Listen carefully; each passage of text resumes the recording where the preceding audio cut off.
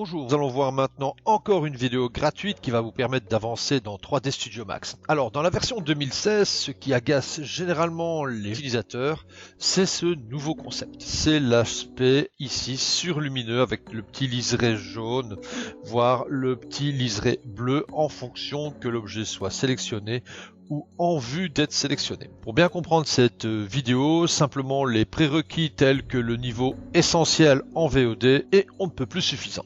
Alors bon, pour ça je vais déjà créer un layer. Donc pour les fenêtres layer, nous savons que nous pouvons venir ici ou bien tout simplement transformer cette vue en fenêtre layer en cliquant ici et en faisant layer explorer. Je vais sélectionner cet objet et créer un nouveau layer, donc je vais agrandir et venir tout simplement cliquer ici, renommer, tant que je suis à l'invite du texte, je vais le renommer par exemple perso. Voilà, je valide.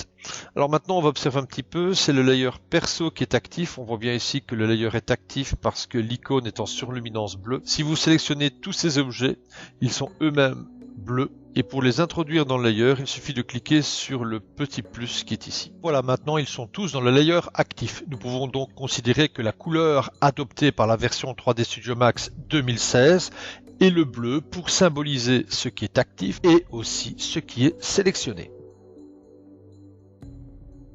Le jaune, quant à lui, c'est simplement quand vous êtes au-dessus de l'objet et qui peut donc par définition être sélectionné avec un simple clic. Le jaune est donc la couleur de prévisualisation de ce qui sera sélectionné.